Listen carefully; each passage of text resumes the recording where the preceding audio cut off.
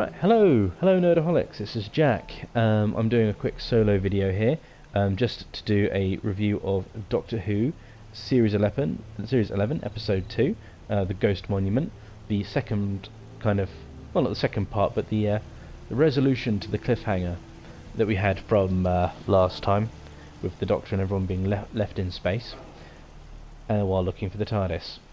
So, spoilers. While I'm going to try and keep this punchy and to the point, I'm not going to. I will kind of. Spoilers are abound, so if you don't want anything spoilt for you, I would suggest watching the episode first. I probably wouldn't recommend it, because this is a distinctly average or meh episode. There's nothing special about this, though. Okay, so let's just talk about this now. This episode was distinctly meh. You know. It's like a 5 out of 10. You know, it's okay. It's so-so. It's kind of there. Nothing is horrendously bad. There's a couple of moments in there that now, thanks to the whole way that everything is sort of politically slanted in media these days, that make me think, well, rather than just enjoying this for what it is, I'm now looking at this with my mind thinking, is this meant to be a joke? Is this meant to be a point? And that's the big problem with this episode. This episode could have just stayed average, but if I'm being honest, I have to mark it down a little bit, at least in my own mind, because politics has become such a big thing in media now, particularly with the BBC. And you look at the marketing campaign for Series 11, and you can't tell me there's no specific slant there in terms of the personal politics of the BBC. Now, whether you agree with those or not, it's a case of now I'm just sitting here watching this episode thinking, okay, is this a political slant? Is this supposed to be a political joke? Is this supposed to be a point or an agenda that they want to push? Or is this just supposed to be a joke and, you know, it's just falling flat a little bit because I'm personally just not finding it funny. This is it. I don't know. That's where we are with this now. Ultimately,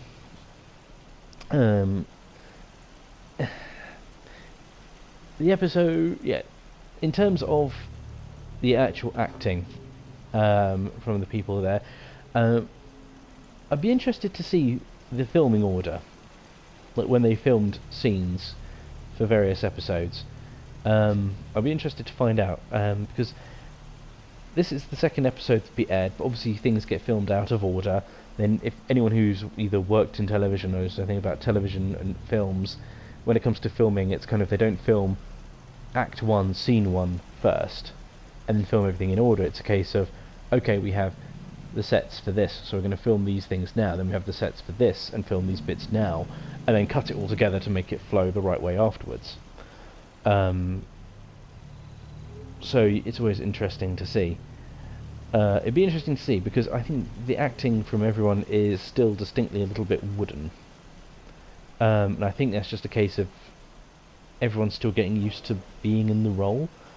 So I don't know if this was like an earlier thing to be filmed, and if this is a later thing to be filmed, then it's going to be slightly worrying for the rest of the series, to be honest, because it's kind of, I can't see things getting much better or being much better than they are with this now. If that's the way it is, it's kind of a bit. But yeah, there's no. So this episode, the only memorable moment realistically is the introduction to the new interior of the TARDIS, which, if I'm being honest, I don't like. I can see what they're doing with it. It's very reminiscent of 9 and 10's TARDIS, being all coral on the inside, but instead of being sort of the coral and looking, which is the coral kind of look and feel to it, it's sort of that sort of style of look, but metal, and then I can see what they're trying to do. It's kind of, they're keeping the interior a little bit smaller, probably just because of the Matt Smith's second TARDIS and the TARDIS that was used for Peter Capaldi, so 11's second TARDIS interior and 12's TARDIS. That cost the BBC a couple of £1 million to put together. If I'm remembering my details correctly, just for that set. Now, obviously, it's a set that you're going to use all the time, especially on Doctor Who, so you're going to get your money's worth from it. But I think someone probably turned around and said, "You can't." Turned around and said, "You can't spend that money again. You can't spend that amount of money again." So this distinctly looks like it's a smaller, cut down set, not going to be as expensive to shoot on, to sort of put together, and I think it's supposed to be a lot more reminiscent of the beginning of New Who, mainly because I think they want to try and get those fans back and following this.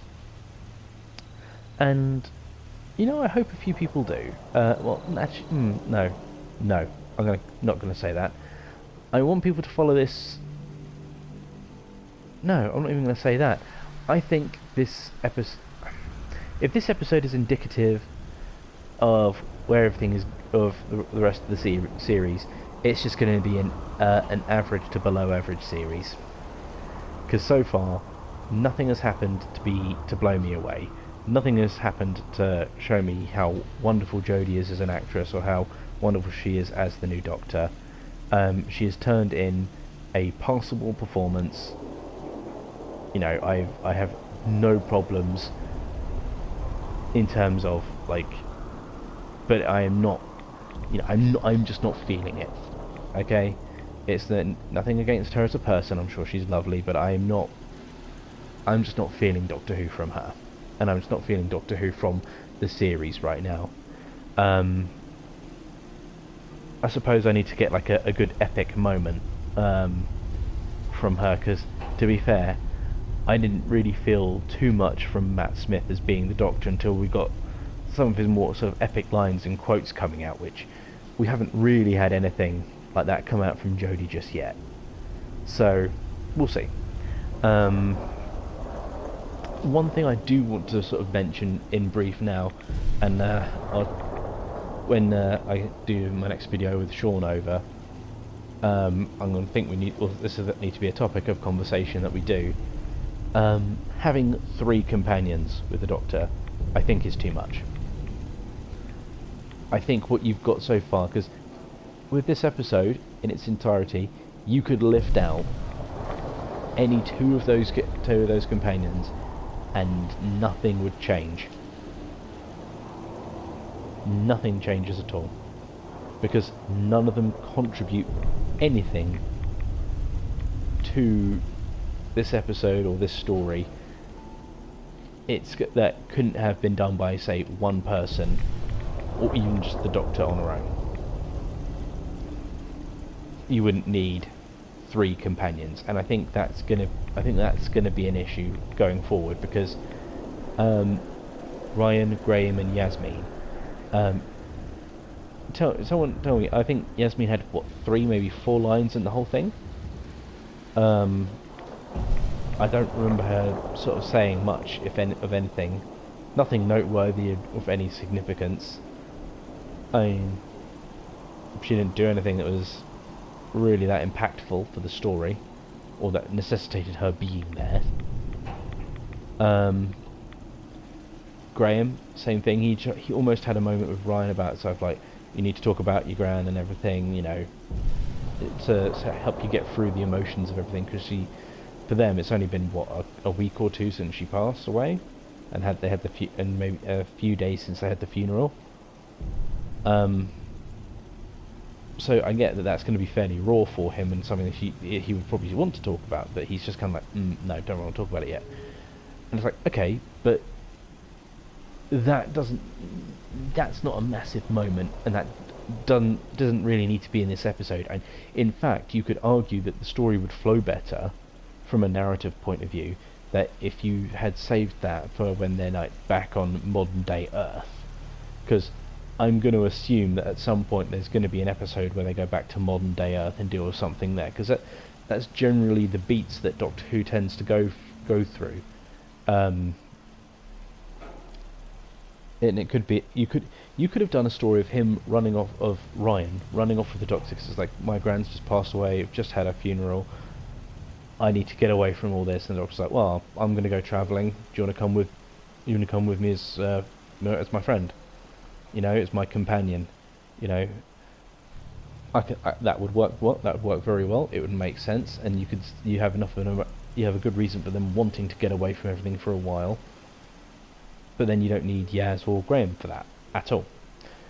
And I don't think they, yeah, so I'm going to sort of wrap this up now, because this is kind of, there's not really much more to say. It's average.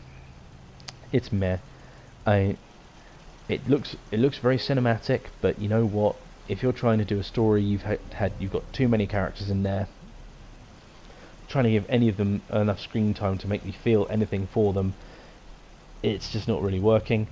And unfortunately, with things like the BBC's marketing campaign, I can't tell whether some of the things that were supposed to be jokes in here were actually just jokes for the sake of being jokes, or whether it was just agenda pushing. Because there's things in this episode that, like I've said, there's things in this episode that I would have just watched in previous years, like sort of pre-Series 9, and just been like, haha, but maybe got a little chuckle out of me. I've been like, yeah, okay, I can see you doing a joke there. It doesn't quite land, but I can see it's a joke. Now it's just like a bit like, oh, well, are you pushing a plot on an agenda or a point or something? No, I don't know. Okay, well, thank you for listening, thank you for watching. Like I said, hopefully I'll get the technical side of things sorted for next time, so it won't be just a video like this again with in Fallout. If not, I think we'll do it this way again if we need to for a quick talking head video. So thank you, and see you next week.